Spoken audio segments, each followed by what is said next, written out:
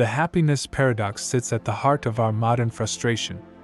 You work hard for the promotion, the relationship, the house, the things you believe will make you happy.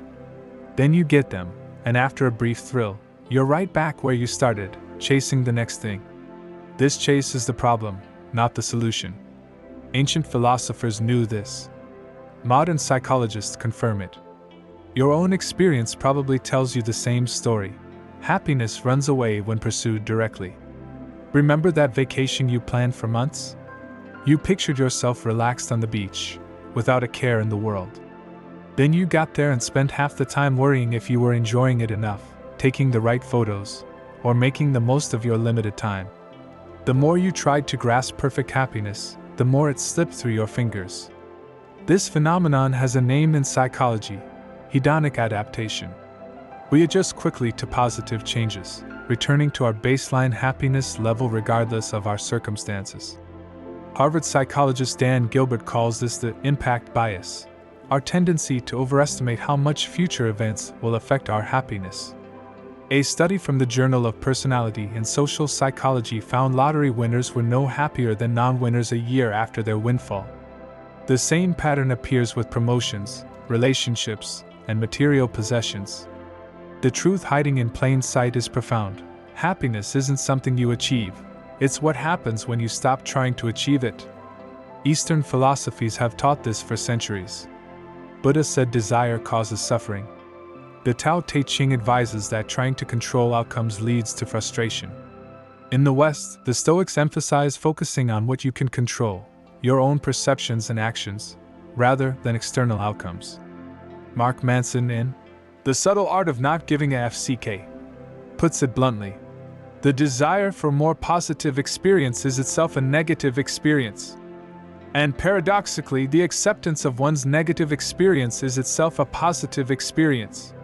This paradox plays out daily in your life. You stress about making a good impression at a party, and come across as stiff and unnatural. You obsess over being productive at work, and find yourself procrastinating more. You try desperately to fall asleep, and lie awake for hours. The solution isn't to abandon goals or ambition. The answer lies in changing your relationship with happiness itself. Viktor Frankl, who survived Nazi concentration camps, wrote in Man's Search for Meaning that happiness cannot be pursued. It must ensue from a life of meaning and purpose.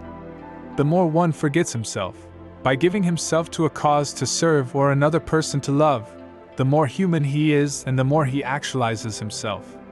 This shift from direct pursuit to indirect attainment requires a different approach to life. First, focus on engagement rather than outcomes. Psychologist Mihai Csikszentmihalyi describes flow as that state where you're so absorbed in a challenging activity that time disappears. These moments, when you're fully present playing music, working on a project you care about, or in deep conversation, often contain our greatest happiness, precisely because we've forgotten to pursue happiness itself. Second, build a life around contribution rather than acquisition. Research consistently shows that spending money on others brings more lasting happiness than spending it on yourself. The same applies to time and energy. When you stop asking, "What will make me happy?" and start asking, "How can I make a difference?" something shifts. Third, practice gratitude for what is rather than yearning for what isn't.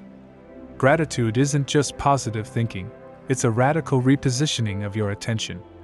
The brain evolved to scan for threats and problems. Deliberately noticing what's going well counteracts this negativity bias. Harvard researcher Sean Aker found that writing down 3 things you're grateful for each day for 21 days significantly increases happiness levels. Fourth, develop acceptance of the full range of human emotion. The pursuit of constant happiness creates an aversion to natural feelings like sadness, anger, and disappointment. Psychologist Susan David calls this emotional agility, the ability to face difficult feelings with curiosity rather than avoidance. Paradoxically, accepting negative emotions reduces their power over you. The shift isn't easy. Our entire consumer culture is built on the promise that happiness lies in the next purchase, achievement, or relationship milestone. Advertising constantly reinforces the message that you're not quite complete yet, but their product will fix that. Breaking free requires regular recommitment to a different path. The good news is that each small step reinforces itself. When you stop chasing happiness directly, you create space for it to appear naturally. This isn't abstract philosophy, it's practical psychology. When your brain stops demanding constant positive emotions, it relaxes. When you focus outward on contribution rather than inward on your emotional state, you connect to something larger than yourself. When you engage fully in the present rather than fixating on future outcomes, you experience life directly rather than through the filter of expectations. The happiness paradox isn't a cruel joke of existence. It's an invitation to a deeper understanding of what makes a life worth living.